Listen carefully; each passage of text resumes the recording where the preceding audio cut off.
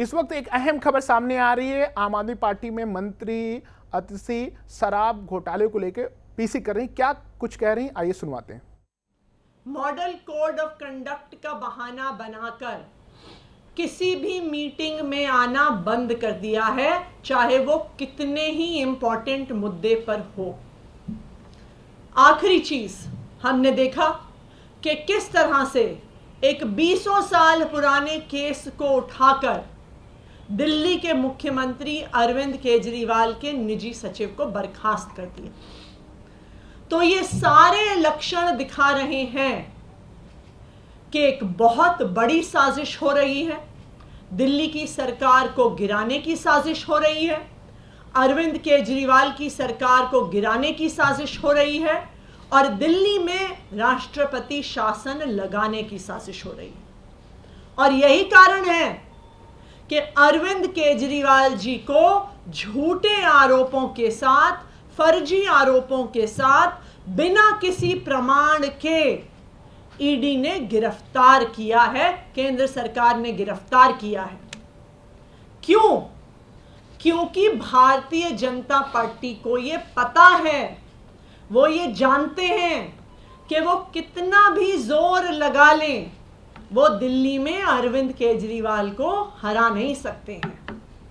उन्होंने ये देख लिया है कि चाहे 2013 का चुनाव हो, चाहे 2015 का चुनाव हो, चाहे 2020 का चुनाव हो या 2022 में हुआ एमसीडी का चुनाव हो, कि दिल्ली के लोग अरविंद केजरीवाल से प्यार करते हैं, दिल्ली के लोग आम आदमी पार्टी को पसंद करते हैं और दिल्ली के लोग भारतीय जनता पार्टी की हर संभव कोशिश के बाद आम आदमी पार्टी को ही वोट देते हैं, अरविंद केजरीवाल को ही वोट देते हैं। तो अब बीजेपी को पता चल गया है, अब इनको पता चल गया है कि ये दिल्ली में चुनाव जीतने वाले नहीं हैं, इसलिए ये लोग साजिश कर रहे हैं कि दिल्ली की चुनी हुई सरकार, दिल्ली की चुनी हुई लोकप्रिय सरकार अरविंद केजरीवाल की सरकार को गिराया जाए।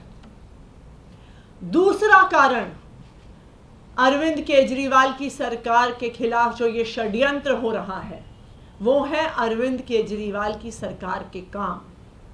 चाहे वो फ्री बिजली देना हो, 24 घंटे बिजली देना हो, फ्री पानी देना हो, बच्चों को अच्छे सरकारी स्कूल देना हो, मोहल्ला क्लिनिक में फ्री इलाज देना हो, महिलाओं को फ्री बस यात्रा देना हो, बुजुर्गों को फ्री तीर्थ यात्रा देना हो।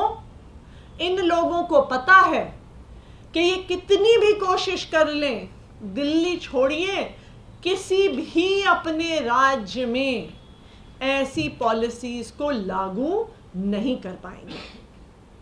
सबसे बड़ा इनको खतरा हो रहा है अरविंद केजरीवाल जी के वादे से, जो इन्होंने दिल्ली की महिलाओं को, अरविंद केजरीवाल जी ने वादा किया है कि हर महीने 1000 रुपए दिल्ली की हर महिला को मिलने वाले हैं। और इन पॉलिसीज को रोकने के लिए, दिल्ली की महिलाओं को 1000 रुपए मिलने से रोकने के लिए आज ये राजनीतिक साजिश रची जा रही है।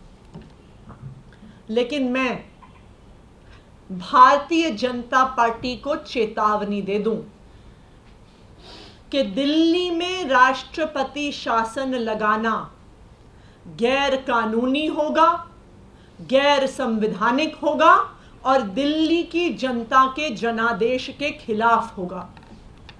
दिल्ली की जनता ने अरविंद केजरीवाल जी को, आम आदमी पार्टी को एक स्पष्ट जनादेश दिया है।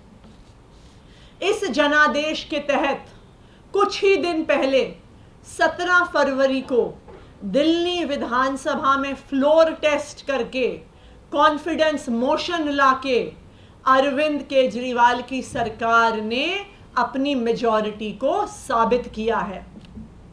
यह बिल्कुल साफ है कि भारत के संविधान के तहत किसी सरकार की मेजॉरिटी होते हुए, किसी सरकार के पास जब उनके हाउस का कॉन्फिडेंस होता है, तो राष्ट्रपति शासन नहीं लगाया जा सकता।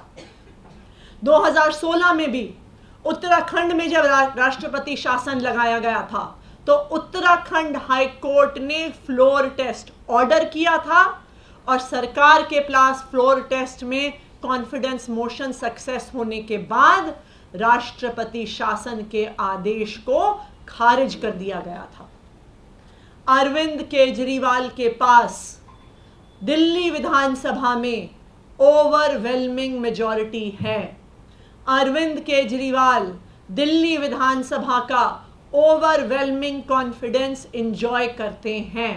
तो मैं भारतीय जनता पार्टी को ये बता दूं कि अगर आप ये राजनीतिक साजिश करने की कोशिश करते हैं तो वो गैर कानूनी होगा, गैर संवैधानिक होगा और दिल्ली की जनता के स्पष्ट जनादेश के खिलाफ होगा।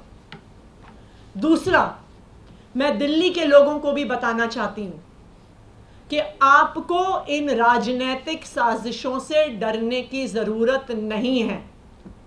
जब तक अरविंद केजरीवाल जी दिल्ली के बेटे के तौर पे खड़े हैं, चाहे वो जेल के अंदर हो चाहे वो जेल के बाहर हो, वो दिल्ली वालों के हक की लड़ाई लड़ते रहेंगे। चाहे हमें इस लड़ाई को सड़क पर लड़ना पड़े, चाहे हमें इस लड़ाई को कोर्ट में लड़ना पड़े, चाहे हमें इस लड़ाई को संसद में लड़ना पड़े, लेकिन दिल्ली वालों को उनका हक मिलके रहेगा।